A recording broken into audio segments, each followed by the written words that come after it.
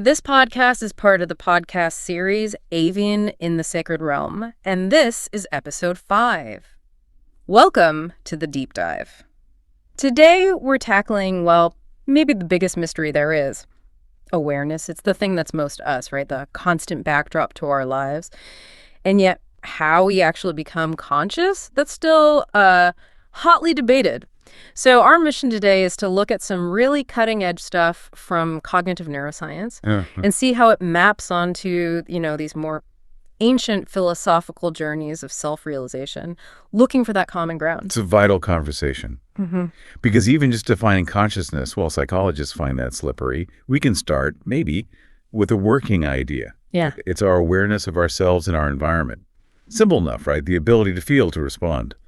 But how that happens, that's the multi-million-dollar question. Yeah, I like the descriptions that try to capture the feeling of it. William James famously called it a stream of consciousness. Always flowing, shifting, never really stopping. Yeah. Exactly. That flow implies movement and selection, which leads to other metaphors, like the brain's roving flashlight, illuminating this bit of your experience, then flicking over to that bit. It's that constant movement that makes it so hard to pin down scientifically. But the scale of that selection, that's what blows my mind and really pushes us into this deep dive. Think about this number. Your senses, all of them, are pulling in something like 11 million bits of information every single second. An avalanche of data. But the research suggests we only consciously register about 40 bits. 40. Out of 11 million. That gap right there, 11 million down to 40. That's the puzzle. So today, we need to try and understand the brain's mechanisms. How does it triage, filter, select those crucial 40 bits that become your reality? And maybe even more fundamentally, where does that sense of self, the you that's experiencing it all, actually come from? Okay, let's dive in. The hunt for awareness in the brain, well, physical structures. We've got tools now, right? Functional imaging, structural imaging. Yeah. We can watch the living brain work. So where's the spark? Well, the latest findings, we're talking 2024, 2025, they show something really complex. It's not one spark in one place. Conscious perception, it seems pretty clear now, isn't localized. Yeah. It's what scientists call an emergent property. Emergent, meaning it rises from the interaction. Exactly. It emerges from complex, coordinated activity across lots of different connected brain regions. It's a network doing its thing together. So it's like trying to find the song in an orchestra. It's not in any single instrument. It's in how they all play together, perfectly timed. That's a great analogy. And a key 2024 study on visual awareness really highlighted this need for coordination. They pointed to crucial communication links, these things called frontoparietal fiber tracks, basically the brain's high-speed internet cables. And the thalamus. The thalamus seems to act like the conductor in your orchestra analogy. It synchronizes activity in different cortical areas, making sure information flows coherently. Awareness seems to flick on only when the whole network is humming in sync. Okay, that helps with the where and when, maybe. But how does it all feel like one thing? How do all those separate inputs, color, sound, shape, become my unified experience of, say, a coffee cup? This is where things get really wild, right? The idea that awareness might not even be in the neurons themselves, but in the spaces between them. Right. This brings us to a really intriguing, fairly new proposal from 2024 about the brain's electromagnetic fields, and a concept called ephaptic coupling. The basic idea is that the electrical vibrations, the hum produced by neurons firing together, that field itself might be what binds all the separate activity into one unified conscious moment. Whoa. Okay, that sounds almost mystical. Why is that idea gaining traction? What problem does it solve? It potentially solves something called the binding problem, which is a massive headache in neuroscience. How do separate features bind instantly into a whole object in our perception? Ephaptic coupling offers a mechanism. Field interactions could, theoretically, spread information and synchronize areas much, much faster than the relatively slow chemical signals crossing synapses. So the brain's electrical atmosphere itself might be the thing creating the instantaneous feeling of wholeness, faster than the wiring would suggest. That's the hypothesis. It suggests the brain's collective activity generates this field, and the field, in turn, influences the activity, binding it together almost instantly. That really speaks to the idea of the self being more than just the sum of its parts, a unified awareness from interconnection. This connects quite deeply with contemplative ideas. In the book Avian in the Sacred Realm, awareness is explored from ancient Hindu philosophy and meditative practice, and there's a strong focus there on experiencing this unified, interconnected self. Okay, let's shift gears slightly. For decades, the assumption was, consciousness lives upstairs in the neocortex, the wrinkly thinking part. Right, the seat of reason, language, complex thought. It seemed the obvious place. But newer research is pushing that idea, suggesting we need to look deeper. Indeed, there was a major review in 2025 looking at a ton of neurological evidence, and it kind of demotes the cortex. It suggests that these evolutionarily much older structures, deep down, specifically the brainstem and its connected circuitry, might actually be necessary and sufficient for basic core conscious awareness. The brainstem, that's the really primal part, isn't it? Life support, basic functions. Exactly. Think wakefulness, breathing, heart rate, basic pain signals. And critically, structures within it, like the reticular activating system, or RAS. Yes, the RAS. If you disrupt the RAS, consciousness flicks off instantly. Coma.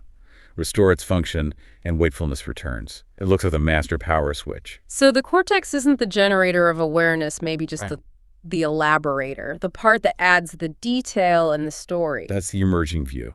The cortex adds the richness, the narrative, the self-reflection, the complex analysis. But the raw feeling of being, the fundamental I exist state, that might bubble up from this ancient primal core. That's actually profound. It anchors our core awareness right back into our basic biology, our life support systems. Suddenly, all those meditative traditions telling you to focus on the breath, on bodily sensations, they seem incredibly prescient. They're directing attention right to where science is now suggesting the bedrock of consciousness might lie. The ancient circuits are core consciousness. It's a fascinating convergence. Okay, so if this deep primal core is generating basic awareness, how does it decide which of those 11 million incoming bits get promoted to the conscious 40? This brings us to attention, right? Gatekeeper, often called a spotlight. Right, the spotlight metaphor is common. Yeah. But a 2025 study from Washington University suggests it might be a bit misleading. Their work indicates that selective attention is maybe less about boosting the signal of what you want to focus on, and much more about actively, strategically ignoring or suppressing everything else. Focus, in this view, is an active process of exclusion. Wait, hang on. So to concentrate better, I shouldn't try harder to see the thing I'm focusing on, but get better at muting the noise. That's the gist of it.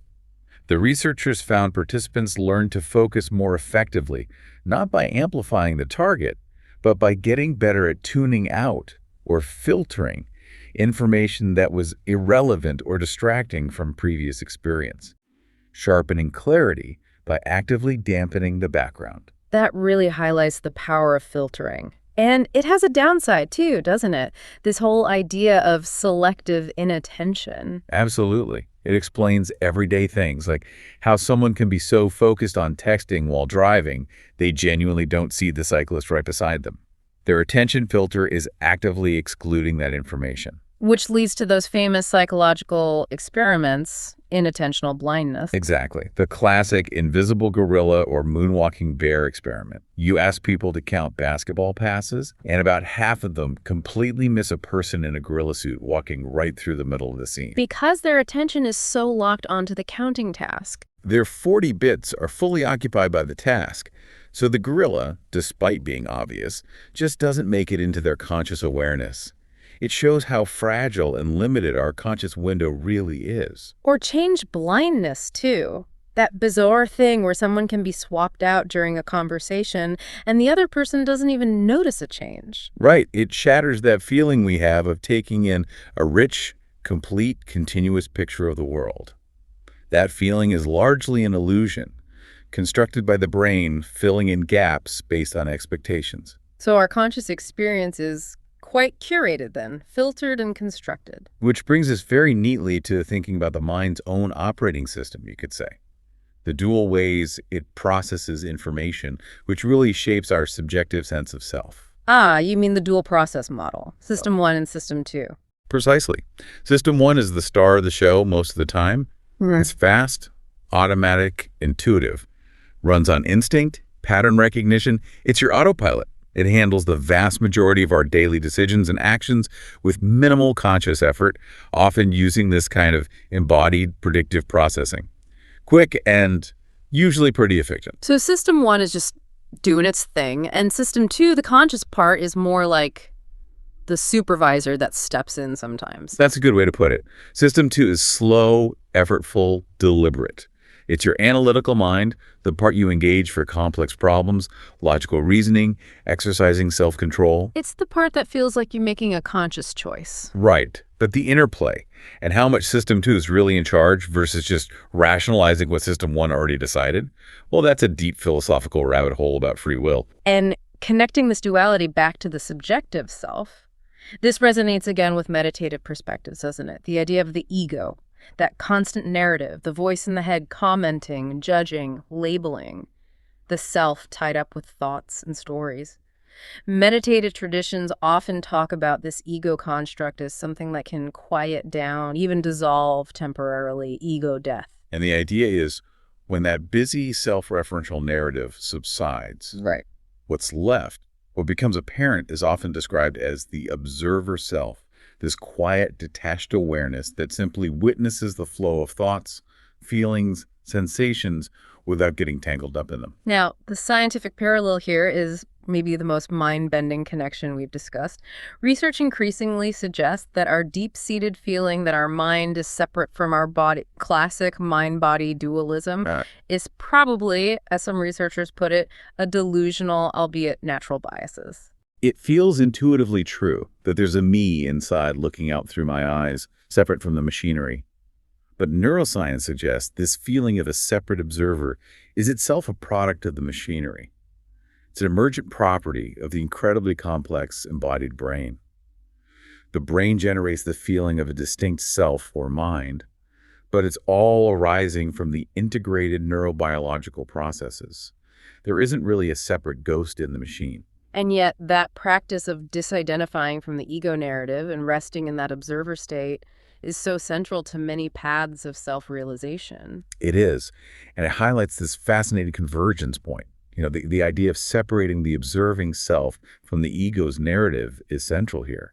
It's interesting how in the book Avian in the Sacred Realm, awareness is explored from ancient Hindu philosophy and meditative practice, really digging into how one might cultivate that observer perspective. And we can actually see changes in the brain that correspond to this shift, right? With mindfulness and meditation. Yes, absolutely. Neuroimaging studies, again looking at recent 2025 findings on experienced meditators, show some consistent patterns.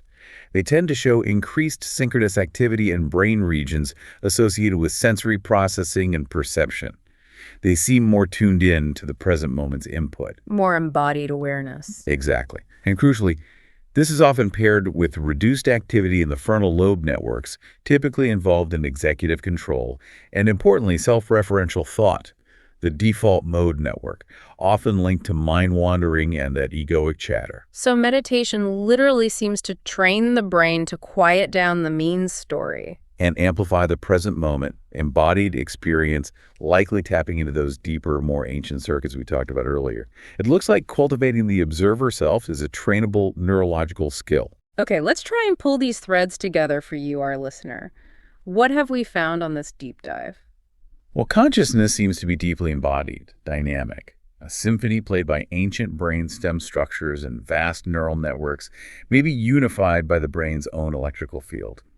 Your subjective reality, that window of awareness, is surprisingly narrow, just those 40 bits, and it's shaped powerfully not just by what you focus on, but maybe even more so by what your brain learns to strategically filter out. And perhaps most startlingly, that persistent feeling of a separate mind or observer inside you. It appears to be a beautiful, complex illusion woven by your own biology. Which leaves us with the final thought to ponder. If we think about consciousness as maybe having layers of observation, like nested windows where brain processes observe other processes, Could it be that the deepest, most fundamental layer of awareness, that raw sense of just being, truly comes to the forefront only when the analytical narrating mind system too gets quiet? Is that quiet space where we finally get to experience the unity in the core self that those ancient brainstem circuits seem to point towards? These scientific insights really enrich our understanding when we think about things like meditation and the quest for self-knowledge. Remember, in the book Avian in the Sacred Realm, awareness is explored from ancient Hindu philosophy and meditative practice. This was episode 5. Thank you for listening. If this resonated, explore Avian in the Sacred Realm. The journey continues.